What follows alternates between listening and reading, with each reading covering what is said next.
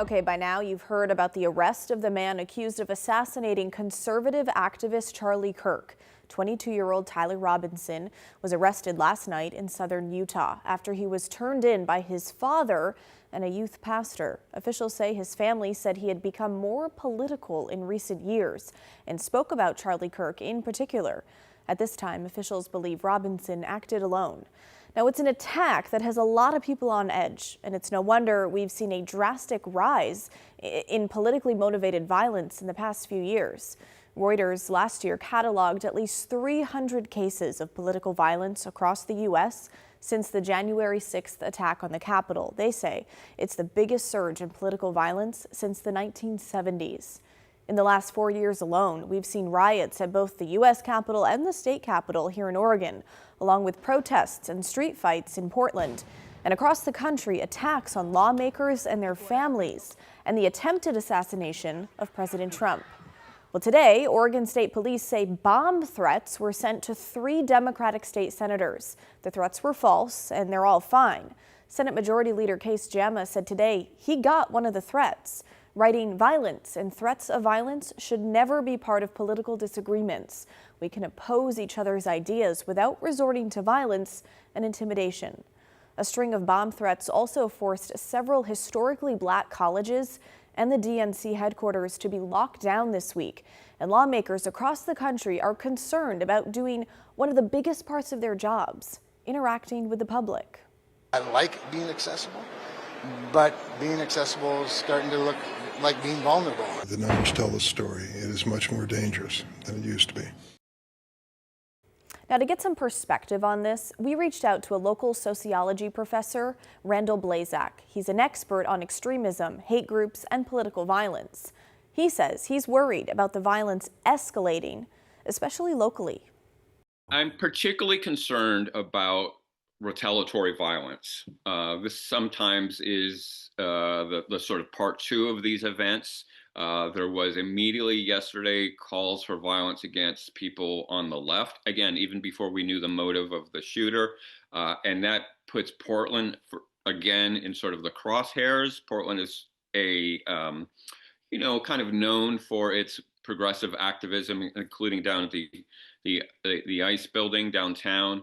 The president recently made comments about Portland, and I'm concerned that that may be a reality, that there may be this retaliatory violence that happens. Blazak says there are plenty of people in America who are ready to address their disagreements with violence. There are individuals who are disaffected, who feel that their political voice, wherever they are on the political spectrum, is not being heard, and typically male expressions of violence becomes the result. That I'm going to make a statement, and this is the way we do it in America, and we have a long history of this. Well, if you've been online this week, you know just about everyone has something to say about the shooting, or something to say about what people are saying. And it's landing some people in trouble. A middle school teacher in Forest Grove, who was also a city councilor in Cornelius up until just a couple of hours ago, is now under investigation and on paid leave from his teaching job for a social media post he made about the shooting. John Colgan posted this to his personal Facebook page. It reads in part, "Hearing that Charlie Kirk got shot and died really brightened up my day. Nobody deserves it, but some are asking for it." He went on to call Kirk a ghoul who often defended guns after school shootings. We learned this afternoon that Colgan resigned as a Cornelius city councilor, saying that he's sorry for his comments and the harm they caused. The mayor said Colgan's comments don't reflect the values of the city of Cornelius. When we asked the Forest Grove School District about it yesterday, the district did not take disciplinary action, only saying the district does not condone violence nor the celebration of violence, and that Colgan made his post on his private account while off duty. But today, they put him on paid leave. The school district's Facebook page is filled with comments from people criticizing Colgan's post and the district's response, demanding that he be fired.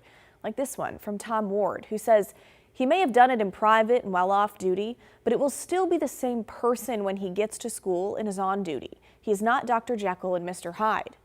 Blazek says social media is only fanning the flames of division and political violence. There is a kind of media ecosphere and a political ecosphere that benefit from these arbitrary divisions. There is a lot of money to be made. Charlie Kirk is one of those people who benefited handsomely from dividing us, especially around issues like race and gender and sexual orientation, and really turning us into, almost like a Super Bowl of teams of Americans on one side or the other. And so that noise gets a lot of attention. It gets a lot of clicks, it gets a lot of likes, and generates revenue streams, and has been toxic to the body politic of America. It has really turned brother against brother, and that's the language that we used before the Civil War. The good news is, that is created by people, and the response to it can come from people. The antidote can come from the people who are being disaffected by it. Blazek says one of the best things you can do right now is log off. That doesn't necessarily mean ignoring the issue, but try connecting with people and talking about it in person instead. But it's really up to us to sort of find ways to bridge those gaps, to have those conversations about our shared values, to reach out to people who may have a political opinion or a voting record that's different than yours and say, okay, but let's talk about the things that unite us. Let's talk about how we care about equality, or we care about democracy, or we care about fairness, or we care about personal safety. I mean, those are things that unite Americans. When the research shows that when we talk about our values, when we talk about the things that we care, those conversations, then when they're political in nature about particular issue like abortion or Ukraine or whatever it is, those conversations go much more civilly. And in the old days, we did this at the bowling alley, we did it at the tavern, we did it at church, we did it in the places that we gathered. Sometimes we call these places third places, the coffee shop.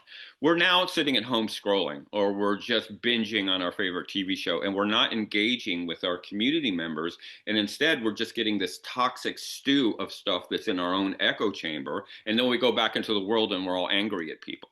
The more time we spend in community, with people who are like us, and especially with people who are not like us, the more we're able to have those conversations and find that common ground.